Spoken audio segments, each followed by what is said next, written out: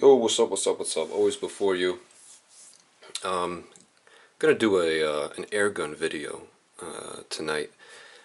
I'm curious. I'm throwing this out there. If anybody's got a CP99, like an old one, like this one is, I'm curious if there's differences between this and the newer ones, because I know they've been making this for a long time. This is a Walther CP99 airgun. I just want to show you my box. I've had this. Let me think. What's this? 2011, 2001. I don't know exactly when I got it, but I can place it to within about a year or two, and I think I got it in maybe 99 or 2000. So I've had this over 10 years. And I guess my real question here is, I'm curious if mine is made in Germany. It says Germany on it, and I know now they're through Umarex, and I'm wondering if Umarex is just a distributor, if they're still made in Germany, or if I kind of have something unique here, having bought one of the first ones, because I got this not long after it came out. I think maybe it'd been out, I don't know, like a year or something like that. So this is some of the stuff I got in here. I got these quick cleaning pellets. These are kind of fun for shooting indoors too, because they're just felt. They don't really damage anything. Some pellets and stuff. An extra rotary magazine. I don't think these have changed. This is kind of like just like a standard magazine that a lot of guns use, rifles and pistols. Here's the back strap, and I think they all still come with that. Firearm. And I guess this will be one piece of evidence. Like anybody who has a newer one, do you still get this? This like German manual? Service USA. It's a really big book. It's 87 pages. 87 pages long. A couple languages. I think that's it. Yeah, I don't have anything on that side. So I got this case with all the official stuff on the side. This looks actually like my Walther PPS. It's like the same SKU serial number like badging as my actual 9mm. So here's mine, and I'll show you what I got on these close-ups here. It's wearing. My slide used to be, it's like definitely getting like a lighter gray over time, and even the marking. It's not like laser etched, it's just kind of, I'm not sure what it is. I know that the real firearm P99 changed this to extend out more, and I'm wondering if that is the same in the airsoft version, because mine has the old one where it's just a little paddle here.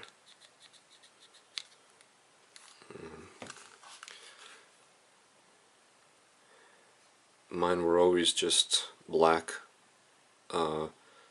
post and notch sights. I never had anything on there. And here's just kind of the telling stuff on this side.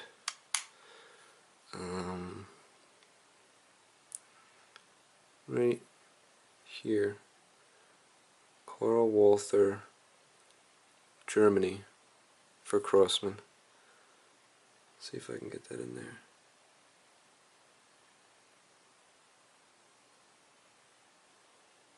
Wow, I can get close with this thing. I feel like I'm about to hit the camera. Holy shit. But anyway, that's what I'm really curious about. Like, it says Germany. Do they still have that? And was mine made in Germany? Like this stamp here, that F.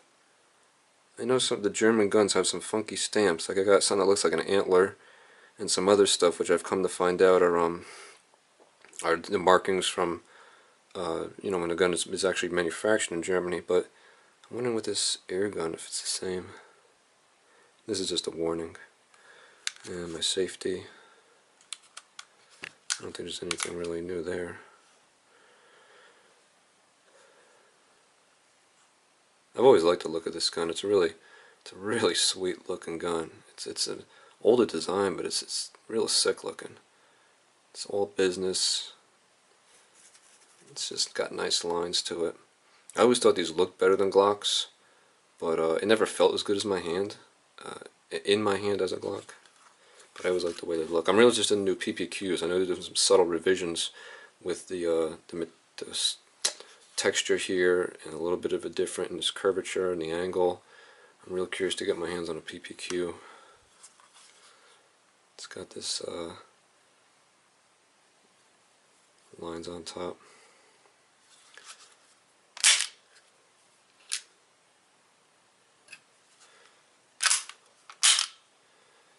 Magazine, I don't think these have changed. Although, I don't know. Mine has all this on the bottom.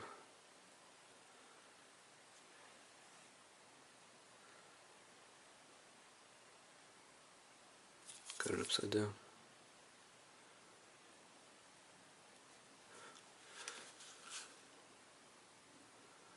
.102. I just saw that someplace else. Is that a serial number?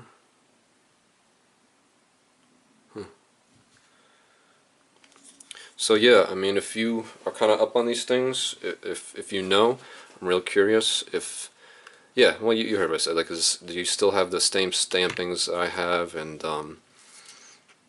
did they change this trigger guard, do they still give you this stuff, and is the manual the same, and all that stuff. I just want to know if I got some old school one that came out of Germany. I'd be pretty happy to know that I got something that, you know, and then they switched over. Apart from that, I'll just say a few words about it while I got it out here, give you my quick take on this gun. This is one of my first guns that I got. Even before I even had anything to do with airsoft, or before I had any real firearms, I got this well before, and it's pretty much the only gun that I owned for a good number of years. I like it. I've always liked the way that it looked, like I said. It doesn't feel bad at all. Before I was saying like a Glock feels better, but this one, it feels good. It definitely is contoured. It just doesn't really get in my, I guess it doesn't dig in here for me that well. Like when I get on there like that, and I really get a good grip, you see that gap? I never, like, even though I'm not accounting for recoil, if I were, that gap would be, you know, I like to have it so that I'm really up in there, like, you know, so that there's no play when a firearm's actually going off. But I can't keep this grip I have right now. When I just normally grab the gun, it's like that, and I hate that. I want this to be really pressed again, like a 1911, how that beaver tail's pressed into your top here. So it never worked for me, but that's in part my hands. I got real skinny, slender, kind of bony hands, so I don't have a lot of meat on top here. But this gun has always been, you know, accurate for me. Do pretty well just on these black sights. I really wish they were 3-dot sights or something. And I guess I could do that myself. I never have, though.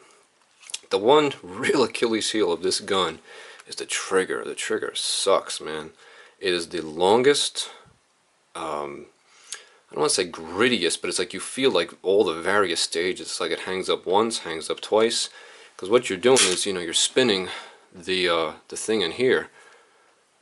That's what those little teeth are right here. You're spinning that with a little assembly in there, and this system has been around a while, and I'm sure the triggers and these things have always kind of sucked because they always had to do the same thing.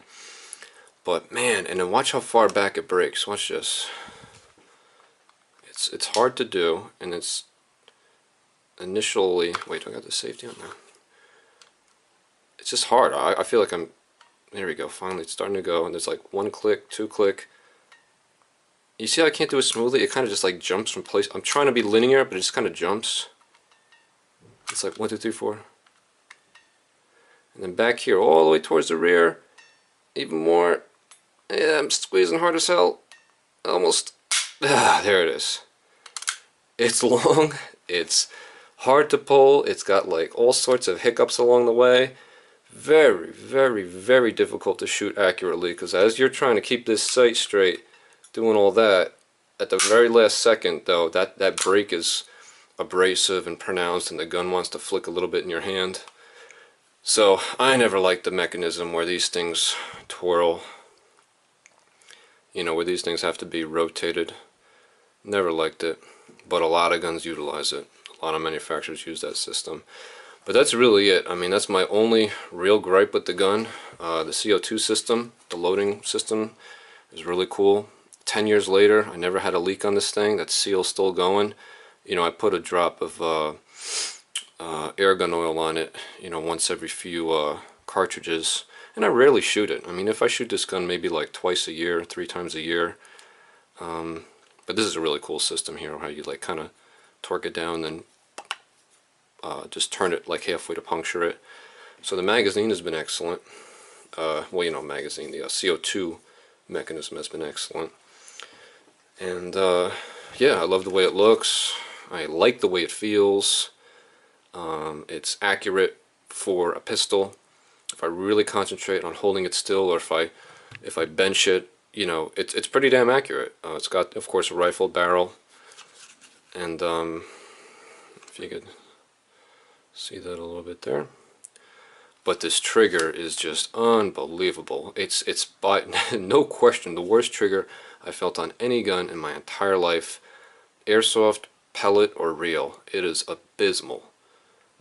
Maybe mine could be worked, or maybe I should have done something because it's so old. I've never taken the gun apart. Maybe it could be lubricated or something. I've never done any of that, but it just, I remember it always really sucking, and it still sucks, so I don't think it's the age of the gun. So yeah, those are a couple thoughts on it. Don't let it deter you though. I mean, all the guns that use this system have that kind of trigger, and if you like the gun otherwise, it's worth it to pick one up, and maybe it doesn't bother you as much, although I would be surprised. And you can eventually get accurate. If you're shooting nothing else, you can kind of train yourself to work with that.